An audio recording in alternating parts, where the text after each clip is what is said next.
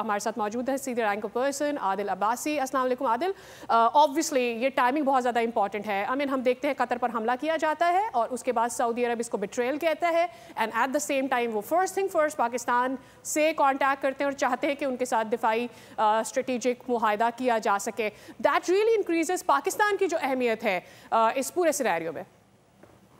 देखिए ये इसमें दो तीन चीज़ों में थोड़ी सी क्लैरिटी होनी चाहिए। इसको आप पहले तो कतर के कॉन्टेक्स्ट में ना देखें। ये मैं आपको खबर भी दे रहा हूँ और ज़ाहिर है कुछ चीज़ें इस नौइयत की होती हैं कि जो आप पहले उस पर ज़्यादा बात नहीं कर सकते क्योंकि ये रियासतों के दरमियान मुआहदे होते हैं। इसमें आप बड़ी मोहतात तरीके से आपको आगे चलना होता है और एक एक लम्हा इंपॉर्टेंट होता है जब इस किस्म के स्ट्रेटेजिक पैक्ट्स हो रहे होते हैं बिटवीन टू स्टेट्स। एक तो आप ये जहन में रखें कि ये ओवरनाइट नहीं हुआ, ये कतर के वाक़े के बाद नहीं हुआ। ये जब पाकिस्तान इंडिया की वॉर हुई है और पाकिस्तान जो पूरी दुनिया के सामने अपना लोहा मनवाया है, अपनी स्ट्रेंथ दिखाई है, अपना मसल दिखाया है, अपने से कई गुना बड़ी फोर्स को, अपने से कई गुना ज़्यादा रिसोर्सेस और बजट रखने वाली आर्मी को पाकिस्तान ने जो टफ टाइम दिया माजी में किसी ना किसी शेप में रही है।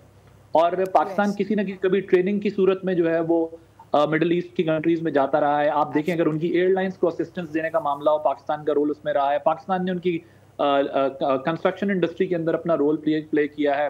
पाकिस्तान हरमैन के दिफा के लिए माजी में भी हाजिर रहा है और जो अरब लीग जब भी किसी खास नतीजे पे पहुंचती है तो उसके अंदर पाकिस्तान का रोल रहा है। अभी उनकी जो एक जॉइंट फोर्स बनी हुई है उसमें भी जो है वो आपने देखा है कि पाकिस्तान का लीडिंग रोल है। पाकिस्तान के एक फॉर्मर आर्मी चीफ उसको लीड कर रहे हैं। सो कतर के कॉन्टेक्स्ट में आप इसको नहीं देख सकते। मेरी राय इसके अंदर ये है। दूसरी चीज़ ये जो मेरी इन्फॉर्मेशन है वो ये है कि ये अब से कोई महीना डेढ़ पहले ये चीज़ें मैच्योर हो रही थी।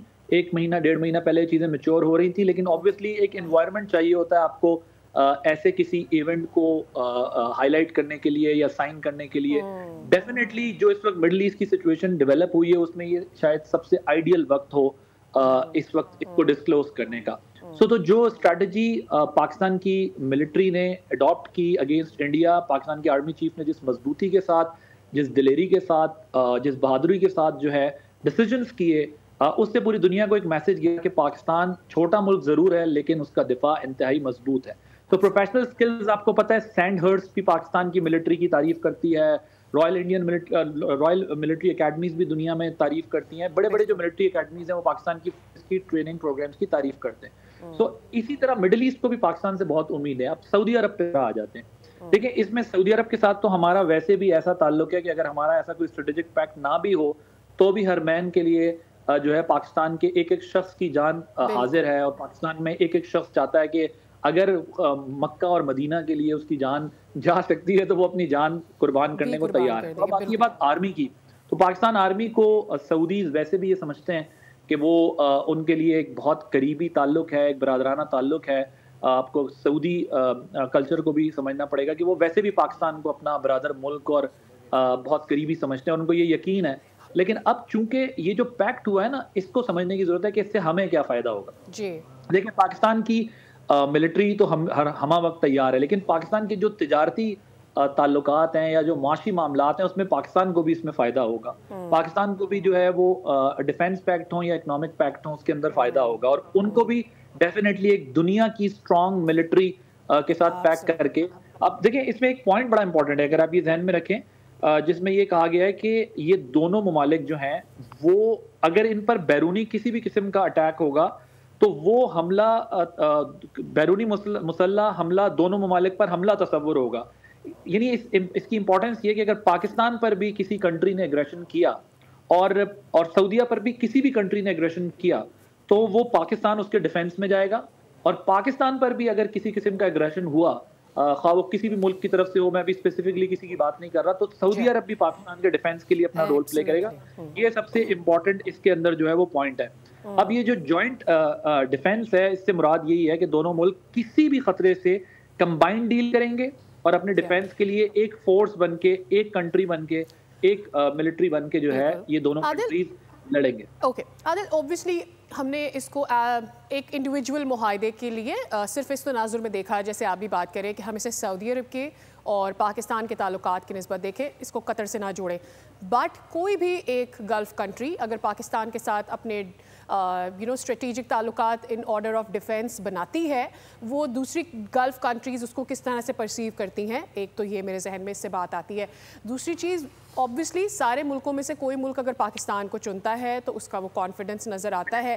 اور پھر ایک آپ کو یاد ہوگا ابھی جو ہم نے دیکھا کہ تمام مسلم ممالک بیٹھے اور گلف کے معاملے پر بھی بات ہوئی, اس میں ایک جیسے کہہ لیں سجیشن وہ 2 مختلف ملکوں سے آئی, اور وہ یہی تھی کہ نیٹو کی طرز کی کوئی ایسی اتحادی فورسز ہونی چاہیے. Are we going towards it, مطلب کیونکہ یہ دیکھیں اس کا آرڈر کس طرح سے کہ اگر پاکستان کے ڈیفینس کے اوپر کوئی حملہ کرتا ہے یا سعودی عرب کے لیے, سو دونوں ایک دوسرے کو سپورٹ کریں گے, اس میں کیا ہم اس طرف بڑھ رہے ہیں؟